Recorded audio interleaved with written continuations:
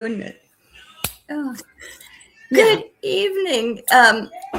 This is Booked Up with Beth, and I am Beth Hildenbrand, and I'm doing the sillies tonight. Sorry about that, but you all are used to me and my sillies. So tonight we have the lovely Dorette Snover, and I've read her book, and it's fabulous. Thank you for being here, Dorette. Well, thank you for having me, Beth. This is so exciting, and welcome to everyone that will be listening. I look forward to all of it. So I am going to ask Dora to please tell us a little bit about herself, so uh, we can get to know her, and then we'll start Sure. talking books. Sure. That's always a tough question. Well, let's see. You already know my name, Dorette Snover, and I live currently in Chapel Hill, North Carolina, for like the last 36 years, and grew up in Reading, Pennsylvania. So Oh, I am working on a little memoir called From Mesa to Messina, and it involves a lot of how I grew up, all the circles of everything that was going on in Reading, which is so interesting. But anyway, that's my one book project going on right now. I am a chef. I graduated from the CIA Culinary Institute in Hyde Park, New York, which was a trip. It was back in 1981 to 83, and I was like one of three women in my class. So, you either made friends or you toughened up, or, I got sent to other kitchens because my parsley wasn't chopped good enough. I mean, it's definitely was the old guard system. Um, I had graduated from Albright College with a degree in home ec education prior to that in order to kind of please my mother, who was a doctor and thought I should be a doctor, but home ec was the closest I could get to that. So I didn't do very well. Let's see. Worked a lot in food, various jobs, so many fun things. I made donuts in Laramie, Wyoming, riding my bike at 4 o'clock in the morning. I cooked for the farmhouse fraternity there in Laramie. I was a private chef in Colorado for some very well-to-do people who live near the Broadmoor. Anyway, just lots and lots of different food experiences, restaurant experiences, not so much. I really enjoyed being my own boss. Not that anyway, I enjoyed being my own boss. And all the stories that I experienced, there's always so many sides to things in the kitchen, the front of the house, the back of the house, all the house, everything. And that really inspired my writing. I am a grandma as well. We were kind of talking a little bit about that earlier. I have two amazing sons, Eric and Jared, and they're one of them. Eric, my oldest, is a chef, and he is here helping to run. I say helping, he's really running the cooking school at Mhm. this point, and I have more time to write. My youngest, Jared, is an animator and works for a company that produced the Witcher games, and all kinds of things like that. Ooh. Um, I love to garden. I picked tomatoes today, and it's a banner year for tomatoes. So send your ideas. Well, that is an amazing life that you have led. Well, it definitely was busy, and I think some of it was due to my being ADHD. But I loved being a private chef. I loved all the things. I was a food stylist as well, and did so many crazy jobs for like shooting a honey ham, and it's there on the table. It's the star of the show, and how are we going to make this honey ham be and talk to us about what it is that. So that also was really played a lot into my writing, and particularly into The Mistress of Apples and Bacchus, the book that you were that we might talk about here in a little bit. Well, I can say from, an outsider's point of view, on TV commercials and things, I see some things that look very unappetizing, and I think, why would you put that on a commercial? It does not look good to me. Yeah, it's very strange. Sometimes the food styling world, there would be, a lot of times, I mean, this is kind of the old world of food styling, but ice cream was shortening. Ice cream was Crisco shortening because it didn't melt and because you could put texture in it. So there was, Ah, meat was painted with kitchen bouquet. The fried chicken commercials that we did, you had to be careful because, well, it's chicken and the skin shrinks back from the meat, so you have to pin it in place so that so it will look appetizing. And what is appetizing really depends on who's paying the money, the image that they want. And so there is a whole lot to that. And food stylists often have their specialties, whether it's desserts or whether it's pizza, and pizza, you had to be one of the, I guess what they call it is like the pull. You want to get the pull of the cheese when you cut it and you separate the slice from the pizza. So there's definitely tricks involved in your particular area of food styling. So that has changed a lot with, social media and so many, it didn't used to be that we would sit down and take pictures of all our food before we ate it. yeah, everybody wants to show their food these days, and it's like, okay, that's nice food. Right. That's good pepper cabbage, right? And some of it looks good. My friend MJ, she cooks a lot. She's on Facebook, one of my Facebook friends, and her food always looks really yummy. Oh, And I'm wow. thinking, wow, I wish I could make food like that. Because okay, I grew up here. I'm right in Ephrata, Pennsylvania, right near Mm, the Green Dragon, like we yes. talked about. So, yeah, my husband grew up in Reading. Oh, wow. Yeah, so Okay. I can't wait to read this book that you're going to write, I can't because wait either. Right. Reading has a fascinating history to it. It really does. Yes, definitely. There And were circles all around me that I didn't know about till I found out I was adopted. And when I found out who my my biological parents were, and I was raised with my cousin, and we were raised as brother and sister. And there's just so much that was going on that as a kid, sometimes you get a feeling there's something else going on here, but you're too little to really understand. mhm. So yes, I agree. I would love to hear more about your husband's growing up there and how you guys got together and all of it. Yeah, it's a very interesting old place. A lot of stars used to hang out in Reading. That's what I understand, that they were picked up at the Philadelphia airport and brought to various gambling places in Reading. And So they tried to actually keep the uh, uh, my mind. I'm going the uh, the SS going in Reading. They tried to keep uh, that going. They had a chapter in Reading and tried to keep it alive after the war. oh wow, okay. So you mean the World War II? Yes, Okay, okay. there is a lot of weird things that happened in Reading, Pennsylvania. It's just crazy. There's a just great big history to Reading, Yes. and the railroad coming through Reading, and just all kinds of things. It's a fascinating place. But anyway, back to the book. I get sidetracked. You have to pull me back. It's like Okay, well, I might too. squirrel, So, and then I'm always chasing squirrels. I've got to stop.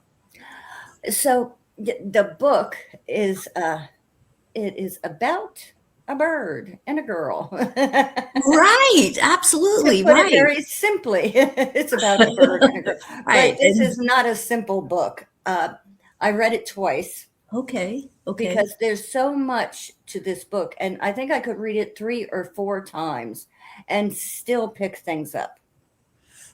It is so full of folklore Mm. and mystery and just wow. it is it's a really good book. And I read it and I said to my friend, I'm missing something. I have to be missing something. Oh, And I was like, I must be dumb. oh, no. And here I had read the nice blurbs or reviews on your books. Okay. And I had read one about Persephone, Persephone? Persephone, thank you. Oh, my brain. Like I said, I just got rid of the grandbabies a few hours ago. I'm a Right. little slow still. You need some recoup time. Yes, I do. And I'm thinking, I thought it went with this book, this Oh, review. And I'm like, where am I missing this? Where am I missing this? So I read it again and I was like, oh, wrong book. No wonder I'm not dumb. oh I just no. had this confused. So yes, when I read it again without that in mind, it made much more sense Oh, to well, me. good, good. Because I thought, I'm just dumb. I just must be dumb. No, Beth, not at all. So yeah, I mean, maybe it would. So really, the Elysian Legacy is what I've called the series, and the first book is Tales of the Mistress.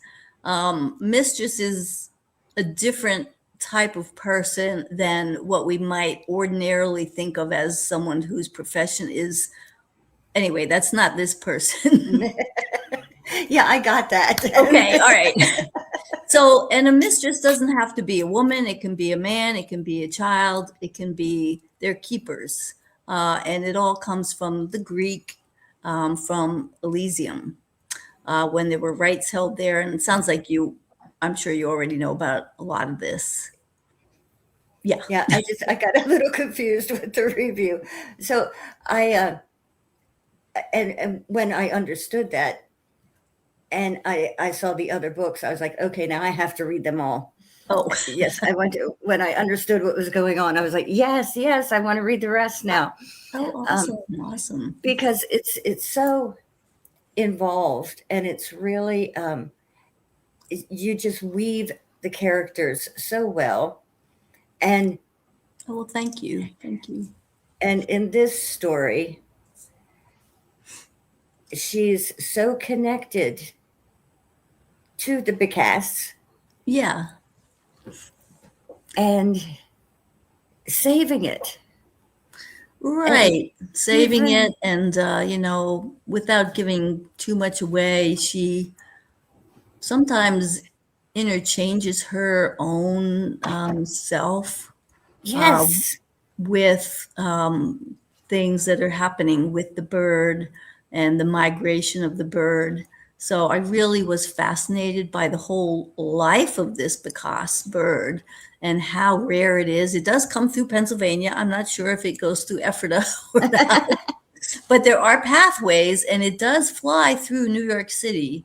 And so there's parts of it that deal with that, what happens when the bird sees itself in the window, in the reflection, so the saving of the bird, all of the ins and outs, and I will basically say that she has a debt to pay because she lets the first bird go because she just cannot bear to it's part of, as a chef, it was part of an initiation that she was supposed to prepare the bird to be served, and that wasn't something that she could do. it was like a soul link between her and the bird. Yes, yes. So, And then there's the tapestries. oh, I absolutely loved putting that together in terms of like being able to, the surrealness of being able to walk into a tapestry. And this place, the inspiration for this was in Gascony in Southwest France, and an actual real place called La Belle Gascon. And so the mill house there, it's on the edge of the river, and it is magical because the fog comes in, it retreats, the water is such an element of the place, and it floods the place sometimes, and sometimes there's no water. But the surrounding area too has a lot of myth. There were a lot of pilgrimages that came through there, so a lot of people, a lot of spirits, I would say, And so definitely, the one recurring or returning character in this story, Madame Boucan, is she was such a hoot to write and work with. In She the was one of my favorite characters. She was oh, fabulous. yeah, she's quite quite the lady. So that was definitely a lot of fun, and inspired by some real life things, but also just imagination takes over and saying, well, what would it be like if we could walk through that tapestry, and what would we find? And where she came from, was a place called the Sea of Marmara, which is also, a lot of these places I felt and feel are thresholds to other existences, other lives. I do believe in parallel lives, or before lives, after lives, simultaneous lives. So that it all kind of hopefully didn't make it too confusing in there. But whose life is this anyway? Well, it just was such an interesting read. And you had to kind of stay on your toes to read it, though. I mean, if you're looking for something, a light read for just a day, this is not your book. That's not it. No. But if you're looking for something to really challenge you, and something that, with some folklore and a good tale to it, uh, that is just very interesting, and I don't know, spiritual, and it's just such a good story. It really is. I loved it. And just the way things unfold. And it has so many deep pockets to it. Okay. Well, I think part of the challenge was to, balance out the emotional truth of the characters and not get carried away with, or to make the magic parts, really feel true, to really give it that essence of, like, so that you suspend your disbelief, and so that you're in the story and not like, wait a minute, that couldn't happen. But you do that because you have the secret societies. Mm. And that's what helps make the magic feel real, I think. Because there are secret societies today. I mean, they're out there, everybody knows it. Oh, And for why sure. not have secret societies for the Bicas?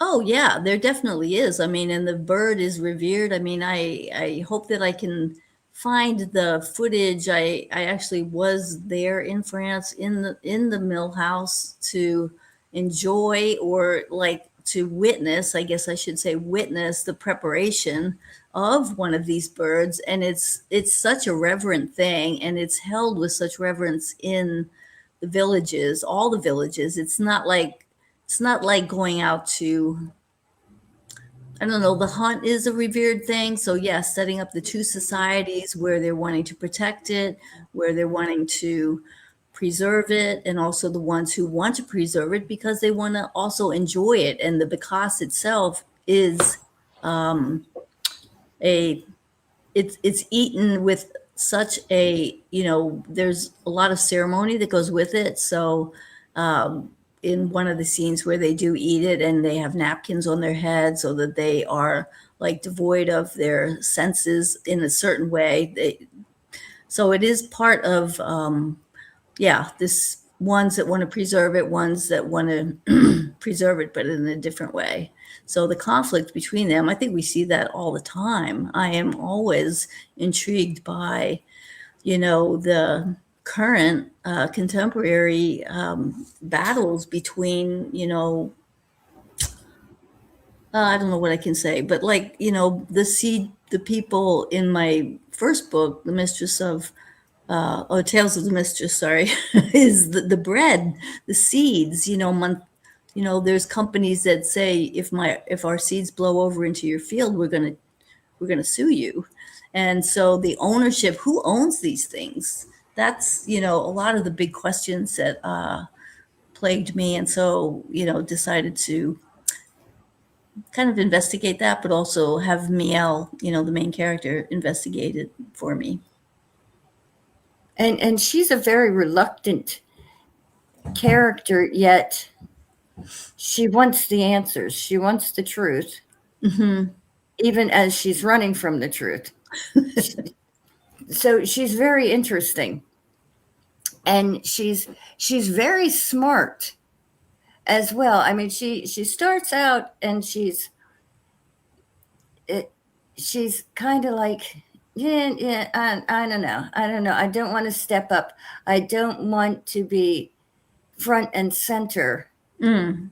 but yet she knows she's good enough. She knows she's good enough to accomplish all these things. Hmm. Yeah, I And then think, she gets pulled into it, whether she wants to be or not. right. The characters around her, and basically, I think too, what comes out for her is she's such a searcher. She's such a, an unfinished being that, the the qualities that make her want to find the answer, get tied up in the mythology of the bird and wanting to do the right thing, but not wanting, but trying to figure out what that is, not only for her but for everybody. So that does complicate the things. That does complicate her journey, which I like that. It's not simple at all. I think we all know that, but the challenge is to get it down there on the page. But then Perdrix takes the choice from her. Right, Perdrix, yes. So that is in French. That is another kind of a bird. It's so the Ah, so the characters themselves are all named, not all of them, but some of them, the main characters, like the woman Bellon, that's an oyster. And so it's a certain kind of, it also adds a certain underpinnings. The language also does add something to it. It's not something that you have to understand, but it does add another layer to it if that's something that's intriguing. 'cause I read that. I remember reading that in the book. And her son, Chat, which is Yes. that's about the walnut tree, The chestnut tree. chestnut tree. Yes. Yes. Yes, the chestnut tree, which so sort of the lore behind the mistresses is that they each protect a realm of something like a chestnut tree, a walnut tree, but it could also be the snails, it could be sheep. There's characters, and if you get to read Tales of the Mistress, you'll see that each one, garlic is one for the Mistress Greenya, who is she is she says put garlic in everything. I mean, and that's her personality, because garlic is so strong, and she's a strong personality. So that's her like saying, that's her saying to put too much garlic in everything, because she's not a quiet person. And so it kind of goes along with a lot of the personalities of the mistresses. Well, I'm going to have to read these other books now. You're in book group with me, in Eleanor's book group. Yes. So I'm going to have to snag your books in Okay. group. Well, maybe we can do a vice versa thing. Yes, absolutely. I have to. I just had Kane redone. He's been Oh, recovered and okay. re-edited and everything. So I'm going to be putting him up next. Okay. And Faith and Heretic Faith and Heretic Blood, they've all been redone. So I'll be putting those up in group. Okay. And then I In have, August. yeah, I have a few more that I'm having redone. And my book, Lila the Shattered Hex, she Okay. was too short. I want to make her into a bigger book. So I think I'm going to make her story larger. Okay. Line of the Shattered Hex. Lila, the Shattered Lila. Hex. Okay. Yes. Okay. Uh, Pennsylvania Dutch folklore. Oh, I think yes. it has become so commercialized, and people don't really remember the truth behind Pennsylvania Dutch folklore. So I wrote Lila to kind of preserve a bit of PA Dutch folklore with the hex signs Oh, yeah. and all that. And I think I want to make it into a bigger book. So I think I'm going to work on that a bit too. I've got so much going on. But that's one of my goals Yeah. for before the end of the year. Before So, the end of this year? Oh, wow. Okay. Is that a yeah, big job? Sounds like it is a big job. it shouldn't be too hard because I already have Lila out. I just want to go in and add on some things that I think I should have put in before. Okay. It was just supposed to be a quick book to get out before Halloween for some fun. But Uh-huh. as I look back on it, her story deserves more, I think. So, That's awesome. Yeah. yeah, I think I'm going to do that. So anyway, enough about me. This isn't my show. This is your show. Well, it's my show, but it's your show. It's our show here. There we go. It's your show. We're sharing. Yeah. We're sharing. Well, You're I sharing, certainly, you're sharing. yeah, growing up in Reading, we certainly got exposed to a lot of Pennsylvania Dutch hex things and food and all of those things. So it is, I don't know that I really know all the different, what the symbolism is, but I know the bird also. There was another story I had started that has another bird in it, the distal fink bird. And so, yeah, I think it's fascinating, all the symbolism that we see around us in Pennsylvania. There's no shortage of that. I know, right? I have hex signs in the house, Okay. and our house was the first one built on this street.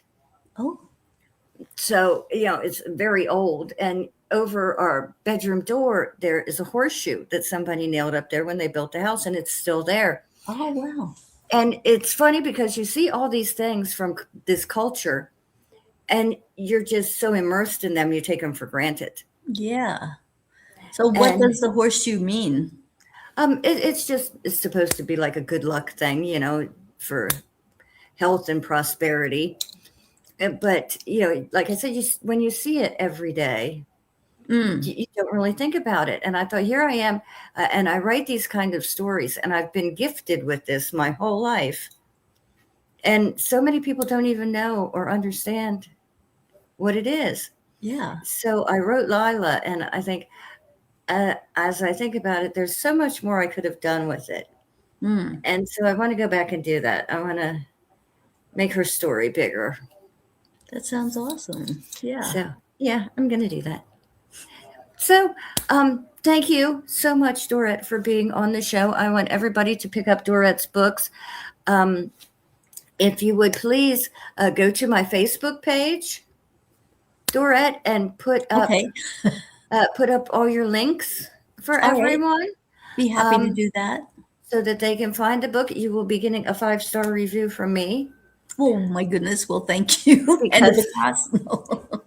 Because I absolutely adored this book after I figured out what I was, after I confused myself. I read so much, sometimes I don't pick up on things, like the little overviews and things. I don't read quite as much as I do the book. Oh. I just kind of skim through. Yeah. And so it threw me. It Well, did. It's all good. It's all good. Well, thank you so much, Beth, for having me on. And it's been a lot of fun You chatting were and a joy. learning and laughing. The two best things. Yes, absolutely. And when you have your next book finished, you will have to come back. Okay, I would love that. I would love that. Thank you so much. Oh, thank you. It was wonderful to have you on the show. Great to be here. If you would wait just a minute after we stop so I can talk to you. Okay. Thank you, everyone. I will see you Wednesday night when our guest will be Gerard Lamarck. And it should be interesting. It's a scary book. So Ooh, I do enjoy the scary books too. cool. So thank you all for coming. Thank you, Dorette, Thank you for for being watching. here. And I'll see you Wednesday. Thank you, Love Beth. you. Bye-bye. Bye.